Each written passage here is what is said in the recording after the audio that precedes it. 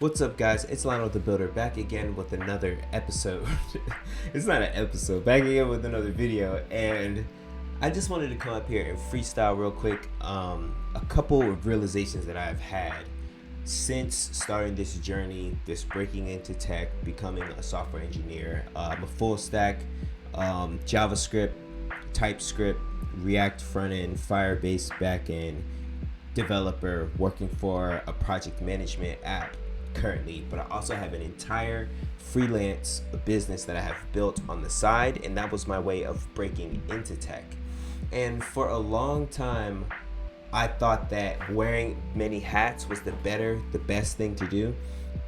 Financially, I mean, of course, it's better the more busy that you are. At least at first, it's what you think, right? The more busier that you are, the more clients that you have, the better that it is. But as I grow, as I learn, I'm actually changing and coming to new realizations that I'm always going to share and update the community with. That is the purpose of this. I don't really view myself as a YouTuber, content creator, or influencer, whatever you want to call it. I'm more so I want to be rare.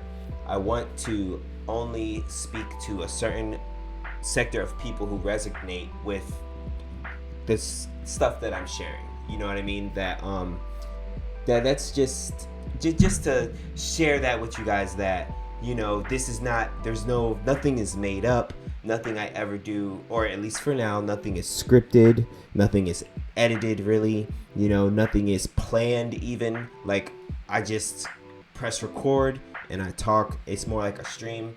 And so I'm not gonna ever say that I am the say all, end all, be all, but I have a certain perspective, and I just like to share it and hope that people find value in it. With that long disclaimer out of the way, the realization is that I, as myself, do not really want to be a marketer. I don't really want to do WordPress websites. Nothing against WordPress websites. I will always also say that I know that WordPress, you can make a wonderful living making WordPress websites. But me personally, for small businesses, those are the easiest clients to get. So I do always see myself being able to get them, and that is why I have the digital builders. That's where I came from. I am and always will be a digital builder.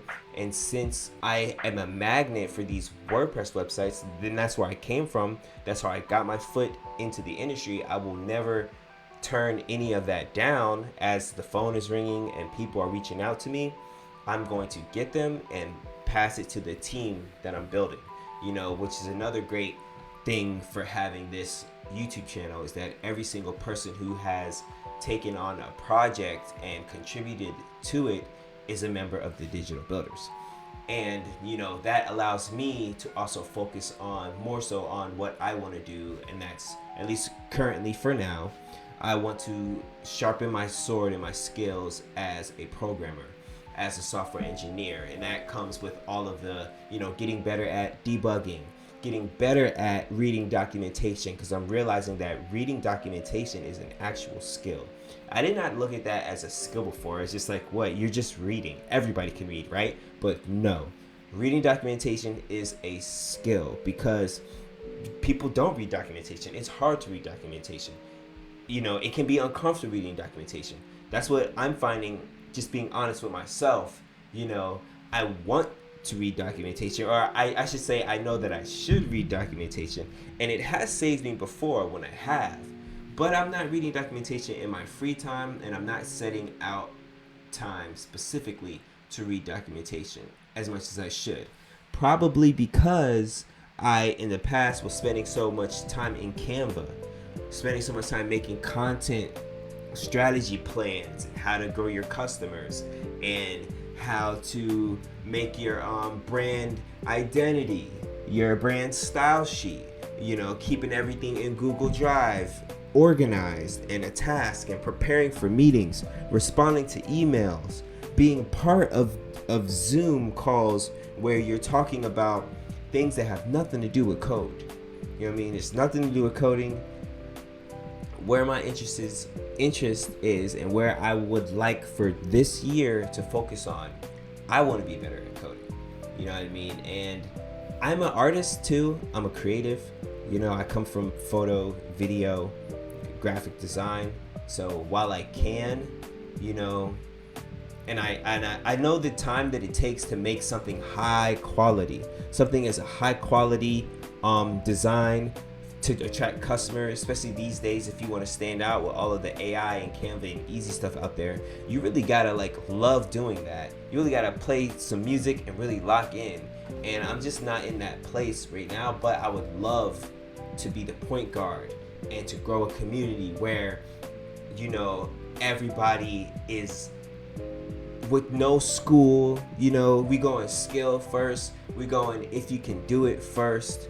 If you have proven yourself that you can lock in on a task, that you can be productive, that you can do what you say you're gonna do, you know, that's what we are going to reward, you know, and promote and encourage.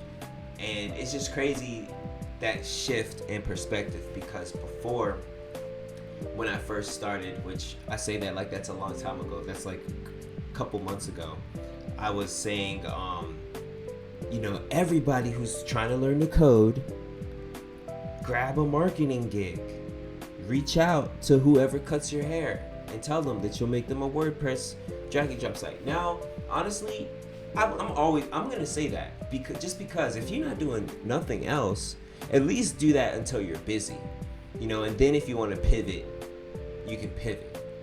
At least by then you'll have a portfolio, right? So of course there's all sorts of different routes and ways that you can look at this, and different paths that you can take to get to the goal, to the ultimate goal. But you know, for now, I'm going with lead code. I'm going with I might even hop in another course. No, because we're not gonna get addicted to learning.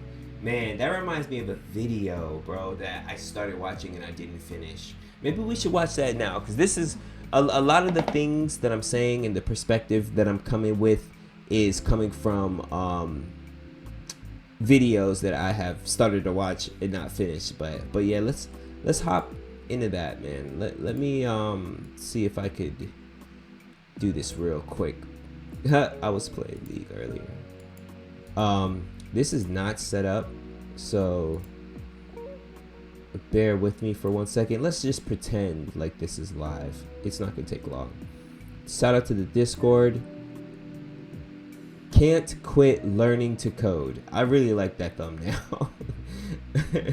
I can't do the thumbnail thing. I have done it before. Y'all could go look at my thumbnails. I did it back in the day, but I'm not doing that anymore. Oh, I gotta make sure that the sound is right. Hold on. This. Okay, let's watch it. The training industry in software, they make billions of dollars every. Hold up, that's not proper. We should do it like this. That over here, like this, and that, and then test the sound. Sound is not on, so we're gonna click that, and then this. World that if you don't learn this technology, you will be left behind. You won't get a job. And that is the oldest marketing trick in the book.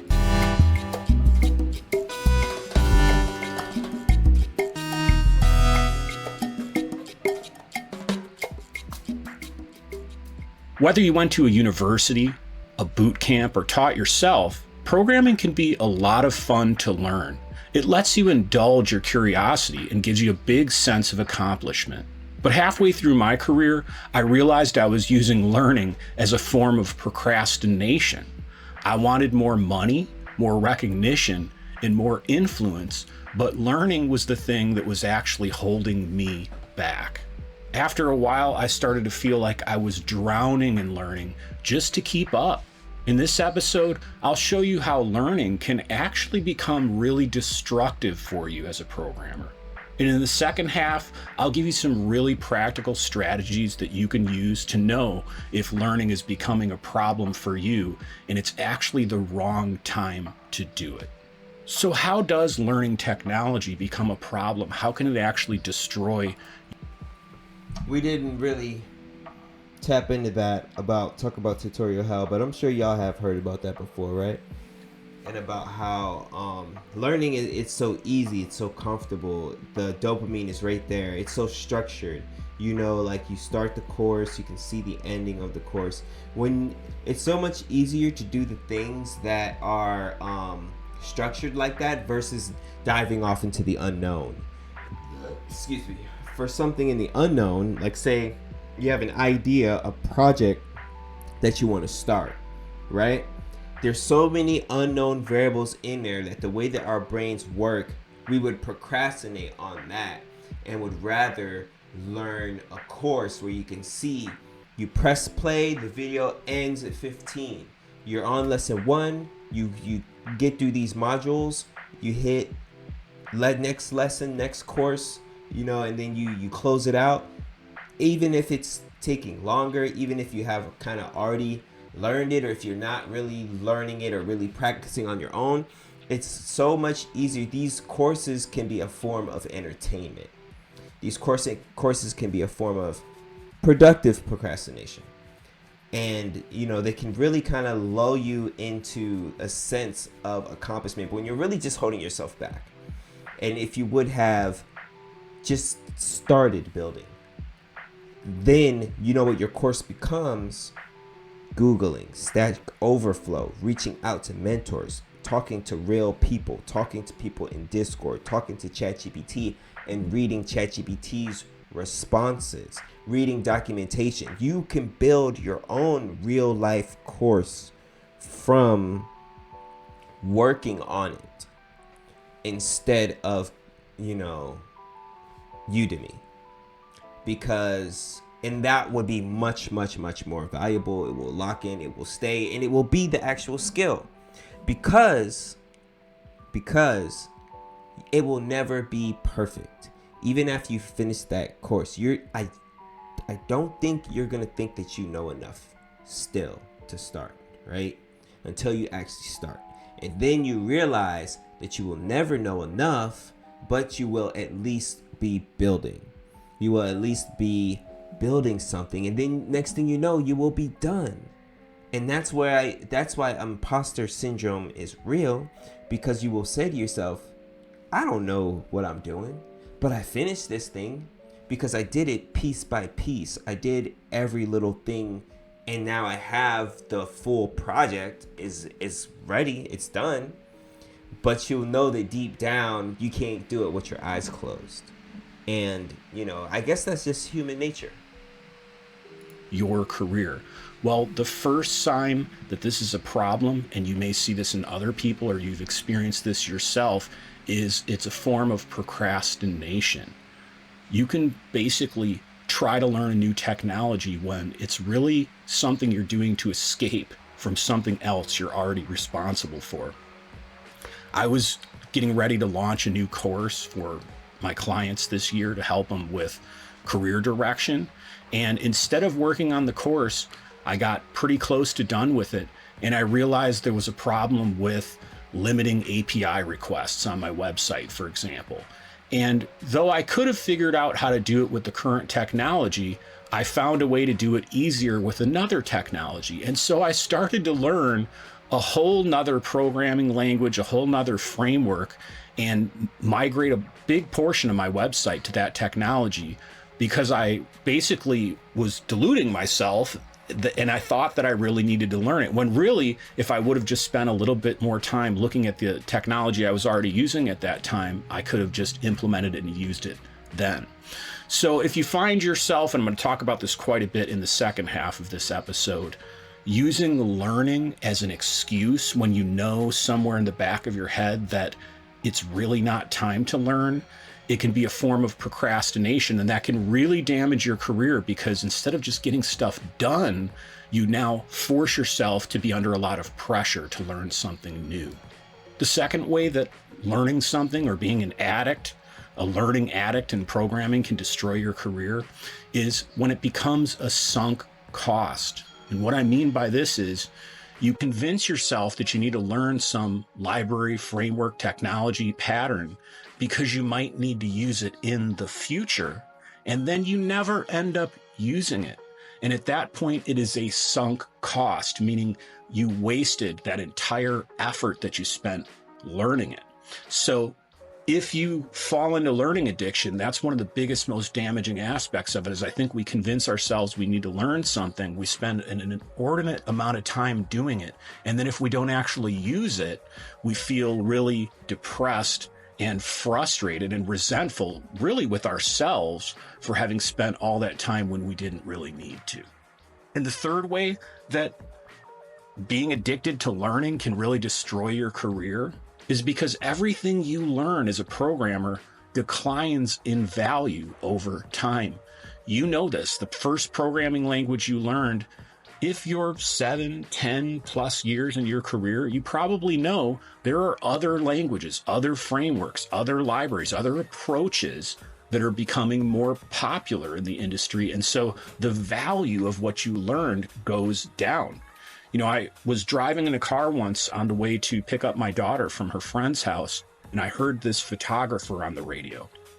And they were in their 60s or 70s and showing these photographs they'd taken of San Francisco at this big show.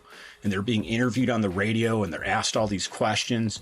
And I thought to myself, it's so frustrating being in technology that everything that we learn erodes in value. There's no way something I learned today or I learned, let's say in my 20s, I can just master that skill and then be rewarded for it and recognized for it, 40, 50 years later. So if you learn something when you don't really need to, if it's due to kind of addiction or you convincing yourself that you need to learn it and you don't actually end up using it, even if you do end up using it, rather, it's not going to be worth the same amount over time. People who learned, let's say, Visual Basic in the 90s, there's not a...